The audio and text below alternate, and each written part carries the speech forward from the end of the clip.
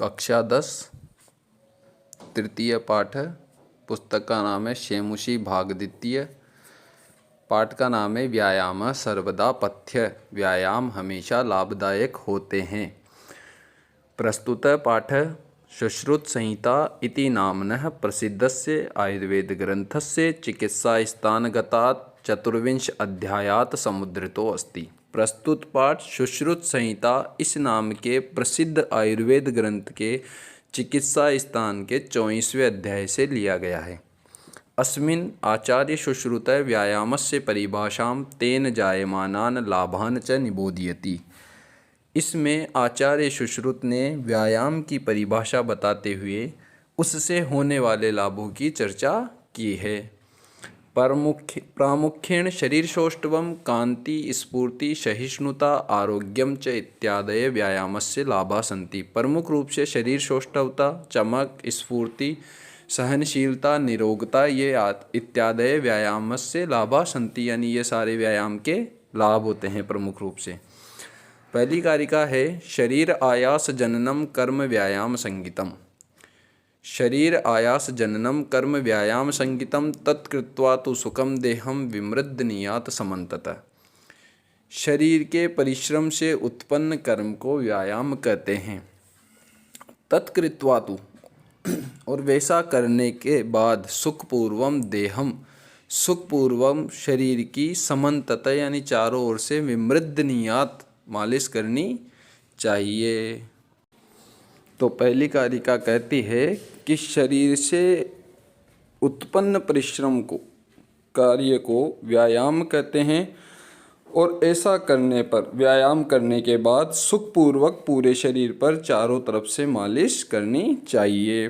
फिर दूसरी कारिका है शरीरोपचय कांति गात्राणाम सुविभक्तता दीप्त अग्नित्वम अनालस्यम स्थिरत्वम लाघवम मृजा।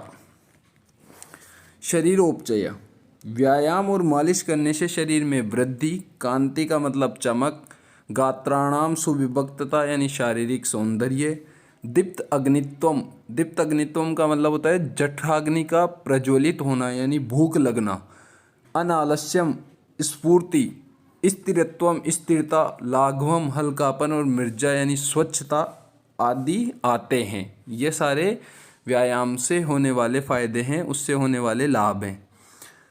फिर तीसरी कारिका में बताता है शर्म कल्म पिपासा उष्ण शीतादीनाम सहिष्णुता आरोग्यम चापि परमम व्यायामाद उपजायते।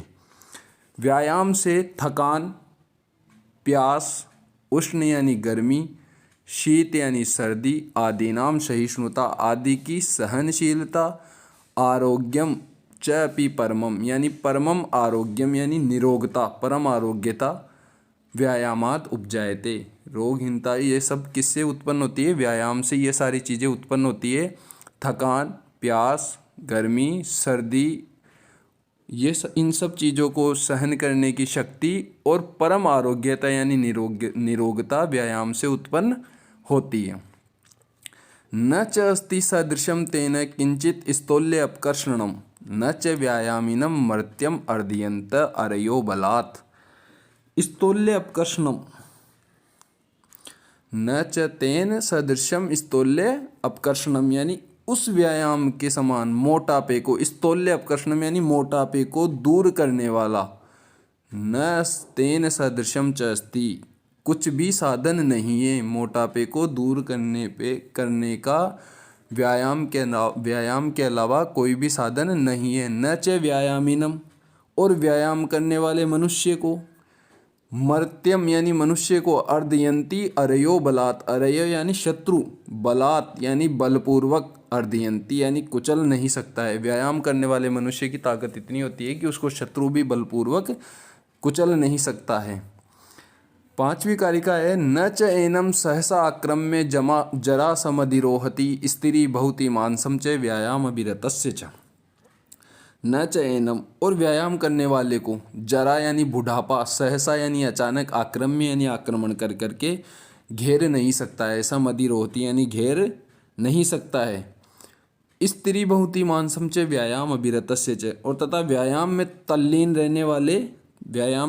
रहने वाले मनुष्य को मनुष्य का मांस स्थिर रहता है यानी शांत रहता है। ये व्यायाम से होने वाले लाभ हैं। अब इन 5 कारिकाओं और पाठ के सारांश को हमने पढ़ लिया है। अगले भाग में हम कारिका नंबर 6 से 11 तक का पढ़ेंगे। धन्यवाद।